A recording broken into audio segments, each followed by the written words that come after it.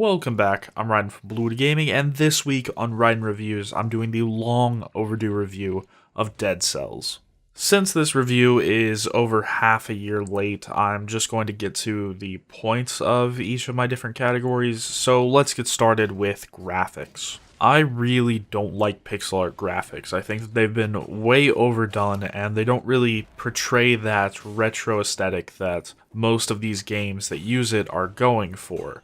But I think that the pixel art in Dead Cells is the best pixel art that I've seen in any modern game. And I think it comes down to the way that the developers made the animations. They didn't actually draw out the pixel art for them.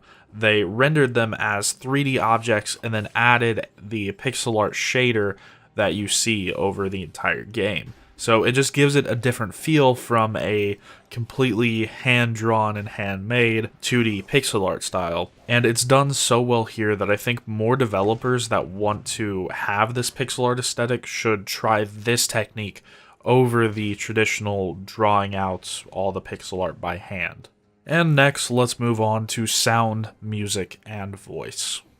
I was surprised that most of the different weapons in the game have different sounds. Usually we'll see games use the same sounds for like all one class of swords, and like all bows will have one sound. But in this one, it actually sounds different for a good majority of the different weapons, and that's just some great stuff that I like to see. Also, this might be the first time in a 2D game where I've heard and purposefully noticed the sounds of the objects in the background. Like, if there's a cage just hanging in the background of what you're walking past, you can actually hear it as your character moves past it, where in most games that would just be a static object that didn't have any sound. Overall, though, I think that this game just has the best sound effects that I've heard in an indie game in a very long time. So now let's move on to music. I know I'm going to pronounce this wrong, but the composer of this game is Johan Laulin? I think that's how you say it. I'm probably wrong, but he did an amazing job on this. In fact, he did such a great job that I think I might actually pick up the vinyl for this game, because they released that because it's so good. And the soundtrack has a lot of variety in it as well, everything from the typical fantasy orchestral pieces to faster-paced acoustic guitar pieces. And overall, I just love every single song on this soundtrack, and it's one of the few video game soundtracks that I listen to outside of playing the game. And even if you don't end up playing this game, I recommend that you check out the soundtrack because I think it is one of the best video game soundtracks this year. And now let's move on to voice, which there actually isn't any, so we get to move straight into gameplay. And this was another section that I was kind of apprehensive about. I usually don't play 2D games. This is also a roguelite, which is another thing that I don't really play that much. And it has procedurally generated levels, which is another thing that I usually don't like. So for each of those, there's one thing that I really look for. And in this case, with those three things, the three things I looked for were good combat, good progression, and that the procedurally generated levels weren't just kind of copy and paste. So let's talk through those three sections and how this game handles those. And starting out with combat, the game that this combat reminds me the most of is the Castlevania games, which this is a Metroidvania, so it's kind of to be expected, but they did a very good job here. Each of the different classifications of weapons, which they have like daggers, swords, large swords, bows, they have shields, which I'll talk about shields specifically here in a second. They also have gadgets, which I'll talk about, but they all feel really good and different. And even within those different classifications, there will be like swords that feel different from other swords, and large swords that feel different from other large swords. And it just adds this variation to the combat that really hasn't gotten old in my entire time of playing this game. And to speak specifically about shields, shields are done differently in this game than most other games. It's not just like an on-off where you hold your shield out and wait for an enemy to attack. You actually have to actively use your shield because when you hit the button to use it, it goes away after a very short period. So you have to actively block, and it can do different things depending on what kind of shield you have. It might just absorb the blow. Some of them parry the attack back. There's also shields that do knockback whenever you parry, and it just adds a new dimension when you can't just sit there and turtle behind your shield like you can in quite a few games.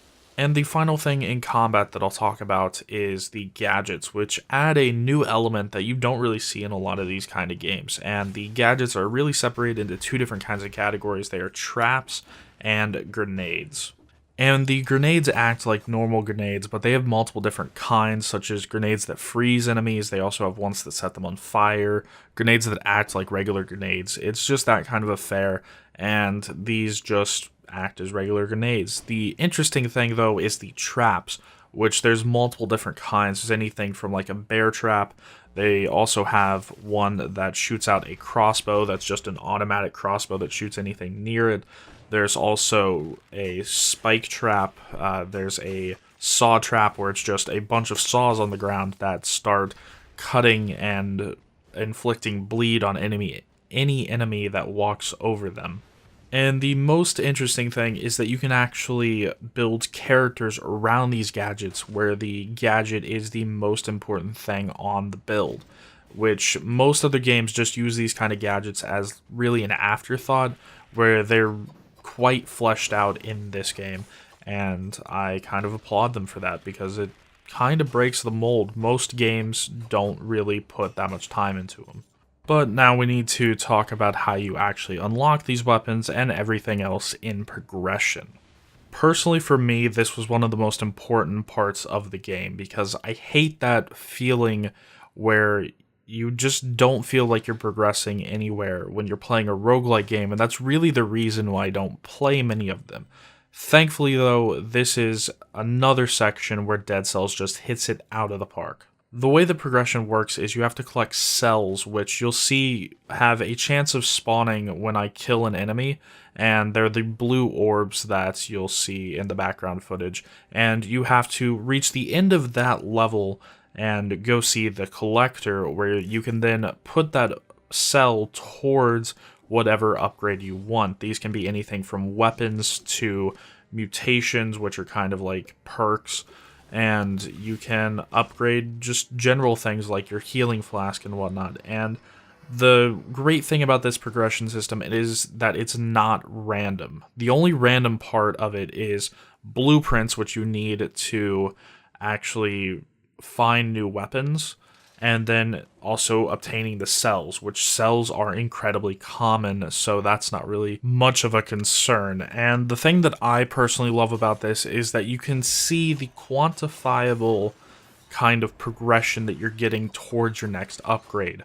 Because say it takes 300 cells to upgrade your healing flask, you can see every run that you are getting closer to that upgrade. You can put like 5 cells towards it in one level, then you can have another run where you put 15 towards it, and you can see that number get lower and lower for the number of cells that you need, and then eventually you'll have that upgrade, and then you work towards another one. And personally, I think that this is the best progression that I've seen in a roguelite anywhere.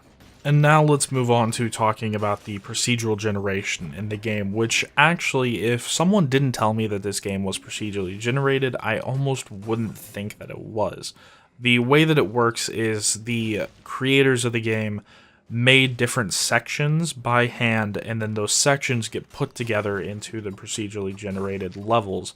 And the sections are so well done that it doesn't feel like it's just random corridors and hallways just stuck together. It actually feels like there's some intelligence behind how they're put together, and that's really needed because one of the in-game mechanics is the use of timed locked doors. So to open up the first locked door, that's timed. You only have 2 minutes to get through the entire first level and to the door that's at the beginning of the second level. And so, if the procedurally generated levels weren't good, then you wouldn't be able to consistently get to that door, but they are done well, so you actually are able to get to those kind of doors and have that kind of mechanic in the game. I also really like how, even though these levels are procedurally generated, they still have this sense of familiarity when you go through them each time, which is just a small thing, but it adds this really nice touch to each of the different sections of the game. I don't really have anything else to say about the procedural generation, so let's move on to my final thoughts and give Dead Cells a score. I have loved Dead Cells since I initially played it just a few weeks after its early access release, and I haven't gotten bored with it yet. Although I'm also not very good at it and don't usually get very far in my runs, but there's still enough here that I could see somebody playing this for many, many hours. Dead Cells is the best roguelike that I've ever played, and it's one of the best 2D games that I've ever played, and I have to give it a score that reflects that.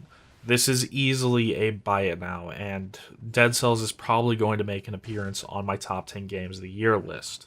I think that whether you're a fan of roguelike games or you just like Metroidvania style games, this is really for a lot of people, and so far everybody that I've recommended this to has really liked Dead Cells. And that's all I've got for this video. As always, I'm Raiden from Blue Gaming, and I'll see you guys in the next one.